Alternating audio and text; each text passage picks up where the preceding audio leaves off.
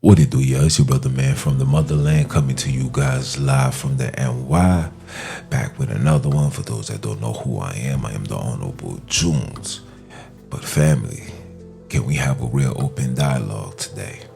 Because somebody sent me a picture of Jay-Z, LeBron James, and Tom Brady.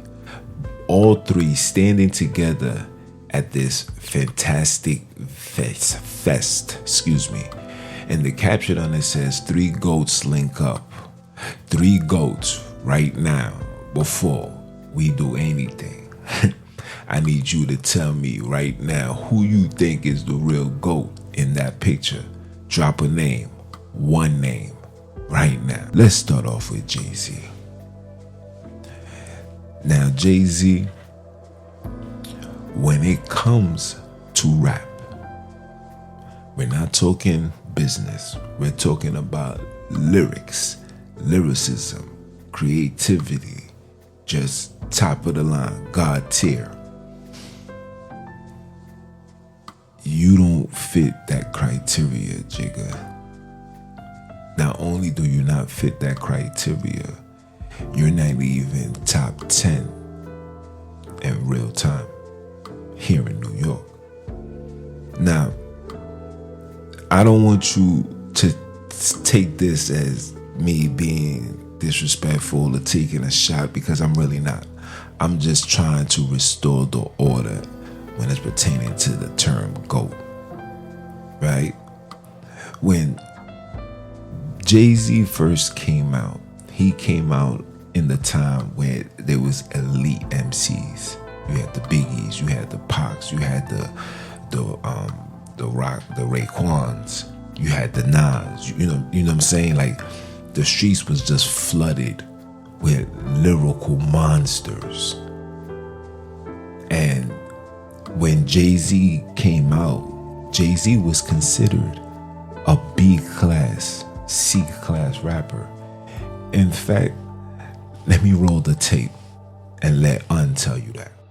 Right, remember there was levels to Pac being here, right? And then he did going to jail, and then he come home and Big is here, right? And then it was Nas, right? There was no Jay. Well, Reasonable Doubt was out by this time. There's 2 million albums, Biggie, right? Number one Reasonable Doubt became a classic kind of later on. 200,000 albums versus 2 million versus what 2 million Pac was doing versus million Nas was doing. Right. Now we're back. Jay-Z was never seen as the top 10 rappers, greatest rappers that ever came out of New York. He wasn't. We view Jay-Z as another brother that made it out the hood, who had some skills, and he made what he do. You know what I'm saying? He got his bread and voila. But in reality, nah. My son is not even top 10. But Jay-Z is the GOAT when it comes to finance. Jay-Z is the GOAT when it comes to being a businessman. Jay-Z is the GOAT when it comes to branding hip-hop with all of these corporations. Jay-Z is the GOAT when it comes to I did that. Him, P. Diddy, and Master P, you could throw 50 Cent in there, will probably go down to me as the greatest entrepreneurs that really made it out the hood and took the hood aspect of it and turned it into a $500 million, if not $1 billion empire, which Jay-Z did. And not only did he do that, he did that for Kanye and he did that for Rihanna. These are two individuals that he kept under his wing after Rockefeller broke up. But in reality, in reality, Jay-Z is not the GOAT when it comes to rap. And we have to make that clear. Which leads to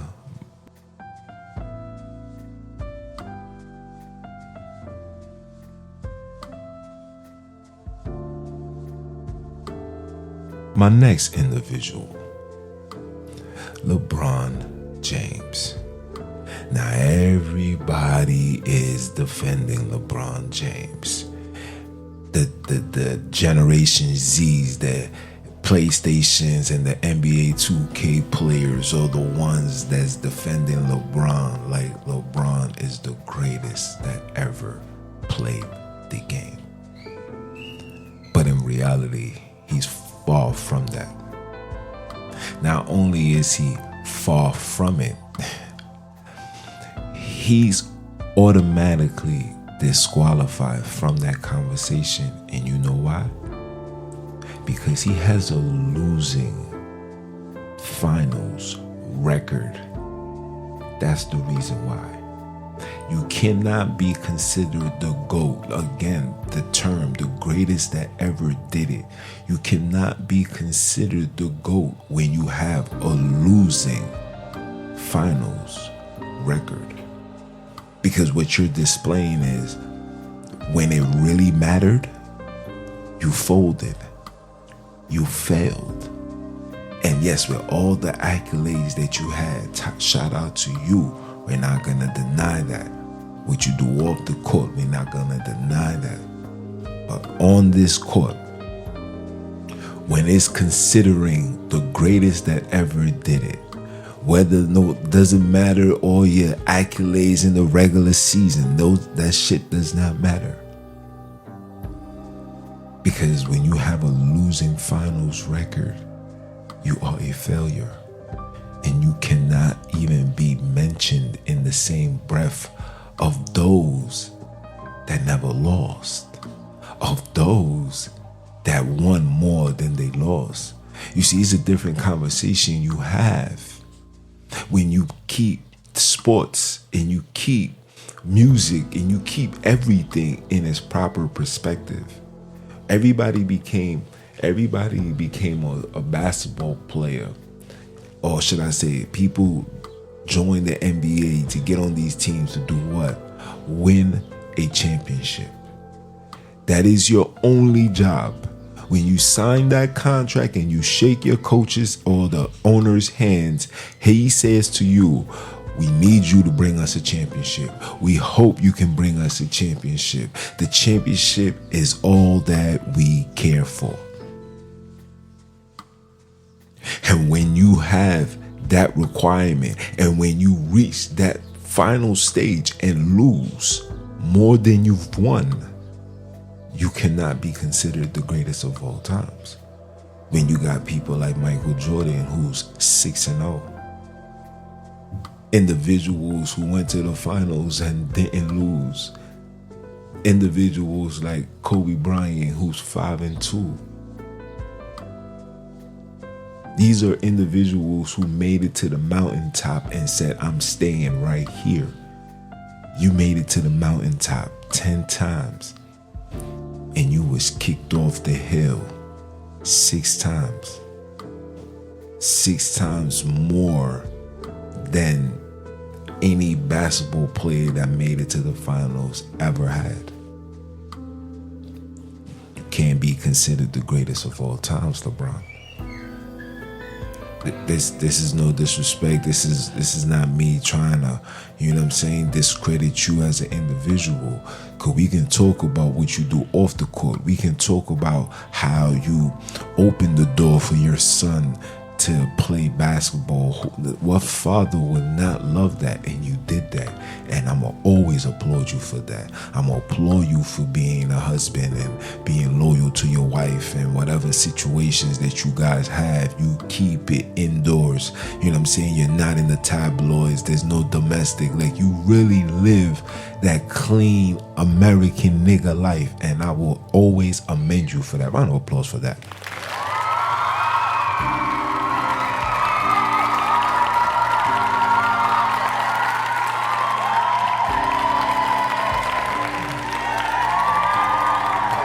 Round of applause. You gotta applaud that. You know what I'm saying? You are the example.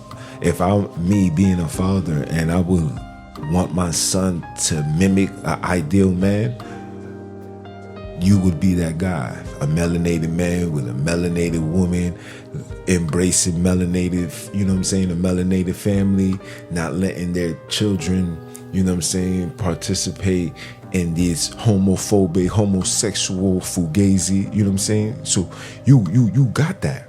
Hands down. Matter of fact, how about that? You the greatest of all times when it comes to the persona of the image of a black man, the image of a black professional athlete, the image of a black American, the image of a black man that's keeping the tradition of a true black man alive.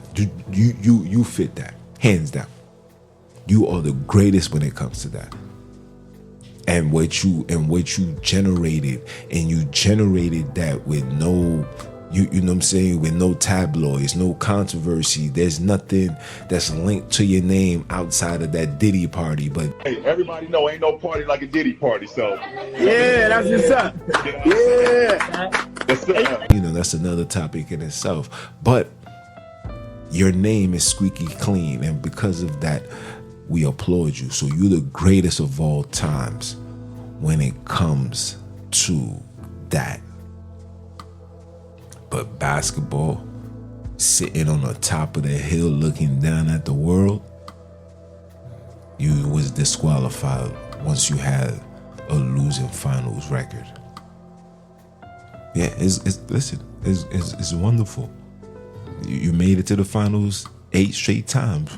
Hey, great accolades. But that don't mean shit if you ain't taking nothing home with you, pimpin'. and a lot of times you went home empty-handed, and just that feel alone lets us know, and you know as well, that you're not the greatest of all times. Let's carry on.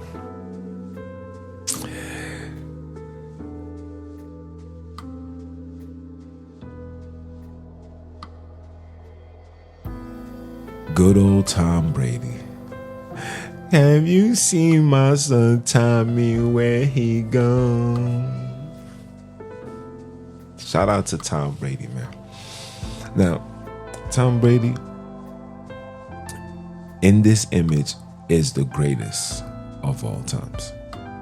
I hate to say it, but you gotta call a spade a spade. That man is the greatest of all times. That man beat the best of them, the Peyton Mannings, the Ray Lewis. He beat them all. The Ed Reeds, he was beating them all. And to have 7 championships, you see that? He won 7 times. He won 7 times, 6 on one team, and he took his talent to South Beach, like literally took his talent to South Beach with no superstars. I think his tight end went with him. All right, so then the tight end, and won a championship. And he was what, 43 years old? Yeah, that right there makes you the greatest of all times. He is the greatest football player of all times. And yes, he didn't have all the regular season accolades. He didn't pass as hard and further like, what's this man's name? Joe Montana and Dan Marino. No, he didn't do that. But you know what he got done? Yeah. When it was time to win the championship, it was either you on the mountaintop, you're going to stay here, or you're going to slide down. That man won more than he lost. And that's why he's the greatest. He's the greatest quarterback, the greatest football player of all time. I'm not going to argue that. I'm not. He's the greatest. Or if you want to say, you can't say he's the greatest of all time because he didn't play all positions. All right, fine. He's the greatest quarterback of all times. He's the greatest. It was only one man that got his number, and his name is Eli. That is the only man that got my man's number. But other than that, that man is the greatest that ever did it when we talking football. So when I see this picture right here, when I see this picture right here, all I see is 3 GOATs. 2 are GOATs outside of their profession. And 1 stands alone as the greatest that ever played in his profession, in his position. That's what separates the 2. Or should I say the 3. And for those that want to argue, please, I'm old school. We keep it strictly by the book. And the book says teams was created to win championships. Everything that came along with championships was whatever. But teams was created to win championships. Coaches, players, they're hired, they're training, their dream is to win championships. This is what these coaches, this is what these owners, this is what they spend their money on. They can care less about filling seats. They know if they win championships, the seats is gonna be full. They don't care about none of that. And we as so-called fans need to remember that if you're not winning championships, and let me correct this Robert Horry scenario, because everybody will be like, well, Robert Horry got more rings than Jordan, that means he's the greatest of all times. Come on, silly rabbits. Let's not be jackasses right now. Okay? To be the greatest of all times, meaning that when you came out of college, when you got drafted, you was handed the keys, right? It was either you was handed the keys or you went in on the team and you snatched it and you said, this is my team, right? When you are given the keys and you make it to the finals and you win or you lose or you never make it to the finals, that determines who you are as far as the greatest that ever did it, right? That's how the conversation is had. We know Robert Horry wasn't better than Charles Barkley. We know that. We know he wasn't better than Karl Malone. But he was never given the keys. He was a great role player. And he played his cards right, and he was on the right team at the right time, and he won his championships. But this is no shot at Robert Horry. Robert Horry is great. You know what I'm saying? He's a shooter. But we're talking about giving the keys. So let's kill that. Okay? But Tom Brady is the greatest quarterback. Jay-Z is the greatest businessman, hip-hop mogul. He's that. He's on top of the food chain. LeBron James is the greatest black persona or image that represents how we should operate in real time.